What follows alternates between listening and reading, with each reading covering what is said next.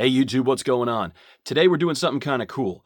With the release of McFarlane's Mortal Kombat Classic figures launching, I've been getting ready with some Mortal Kombat figures, some customs, some dios. You've seen a little bit of it on this channel, but today we're undertaking a massive undertaking.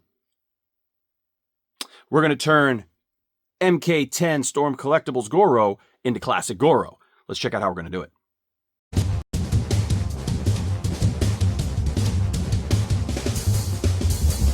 Behold, my stuff. All right, we've got Storm Collectibles MK10 Goro here. He came with these 4 arm gauntlets, which were really cool, and they slid right off. The rest of it, however, is on there. So in order to get this Goro looking exactly the way we want, we're going to have to modify him. Ideally, I'd love to get this stuff off without ruining anything, but I don't know that I can. So we're going to cut off the skirt and the feet. All right, and now he's naked. So the main thing is there's some hands here that have these automatic straps sculpted onto it. Now he comes with about 10 different hands. The holes for these hands are not the same size as the holes for these hands, but the hands are the same size. So we're going to repurpose some of these for these to get rid of that. There isn't much I can do about these really weird, warped third, vestigial toe situation that they gave him. We're just going to have to endure that because it's part of the bending mechanism. The rod runs right through there. I might be able to shave it down a little bit, but I really doubt it. So we're going to have to repaint that white, and then we're going to have to come up with some straps, and we're going to have to come up with a belt. Whether or not I paint him or add some green, we're going to try to make this look as accurate to the video game character model as possible, which looks like this. So as you can see, in the original video game, he had no gauntlets. He didn't have any of that. The design called for it, but they never sculpted it on. So we're going to figure out what we can do. But I don't really want to repaint it, even a lighter shade of yellow, just because the paint job on this is rocking. They got the veins in the abdominal area.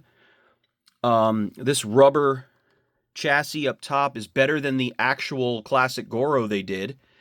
The face is phenomenal. I got to be honest with you, I don't think I really want to repaint it. And plus, I can also kind of come up with some wrist gauntlet situations to make him like 1995 movie Goro if I really wanted to, maybe a custom head or something.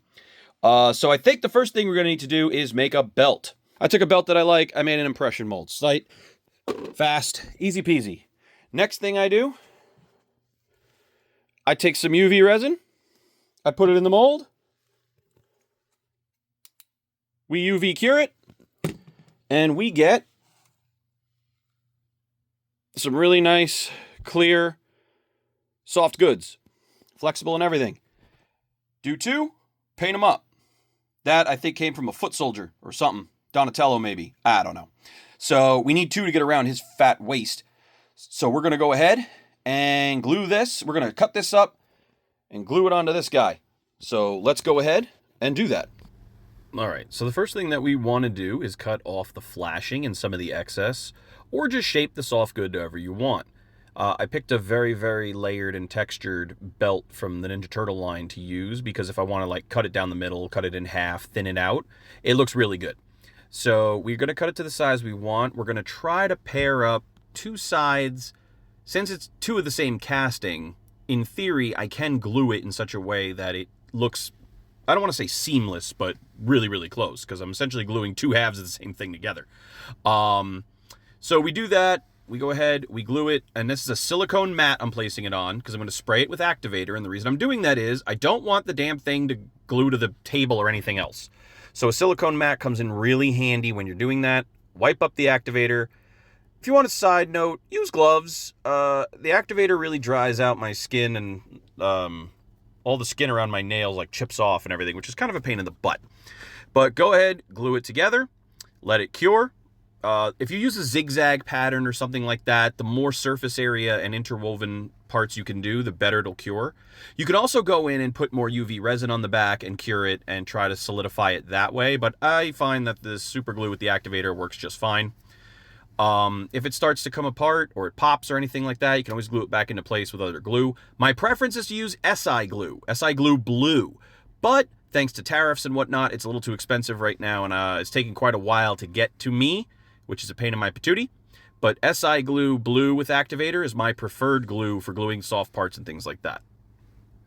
Now we got to put the belt on the bastard. So we're going to go do that. And once that's on there, it's time to get where the seam is strategically placed so that you can go ahead and cover that with the hangy sash. Now, some people are going to be like, hey, the hangy sash is supposed to be further back instead of there. Shut up. It's my Goro. I'm going to put it where I want it. So we put that on there, and eventually we will color match it and paint it up a little bit more. Then we just got to cast up a little bead and paint it like a yin-yang. Easy peasy. All right. So we have completed it. So we've taken the hands that fit the lower hands and moved them up so that there's no more straps on those hands. We have cast up some belts, like I said, and stripped it around. Made ourselves a nice little yin-yang. That looks like it's going to need a little bit of polishing up, but it's pretty good. We went and casted those same strips as the belts, wrapped them around the legs to create those, repainted the feet. This wraps around the whole body. A little bit of paint up there I got to go deal with. Actually, that looks like glue, to be honest with you. Overall, this is a very, very, very passable OG Goro, and he, in my opinion, has a much better body sculpt than the one that Storm released by itself. I like that the pectorals are the divider, and it doesn't contain the upper abdominals and ribcage as a piece.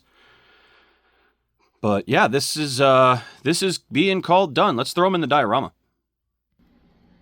All right, Goro is in Goro's lair, and he looks like Goro.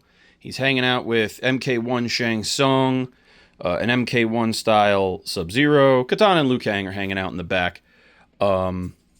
Really, it's just going to be something to shoot other figures with, but I'm really, really happy that my friend gave me a Goro. It was a really fun mod to do. When I built Goro's lair, it was purely because it was the most used level in the history of Mortal Kombat, so it felt like a natural starting point for the diorama. It's in Mortal Kombat 1 and 2 very prominently, so that I would be totally comfortable putting MK2 figures into it for this McFarlane line. And that just sort of snowballed into a bunch of MK builds, but didn't think I'd get a Goro in Goro's lair. And now I have one, and he looks great. Absolutely phenomenal. And like I said, he just adds a huge dimension to this diorama. Really, really, really solid conversion, man. If you can't build it, buy it. If you can't buy it, build it. But man, if you could do both, you can get exactly what you want. Solid gold.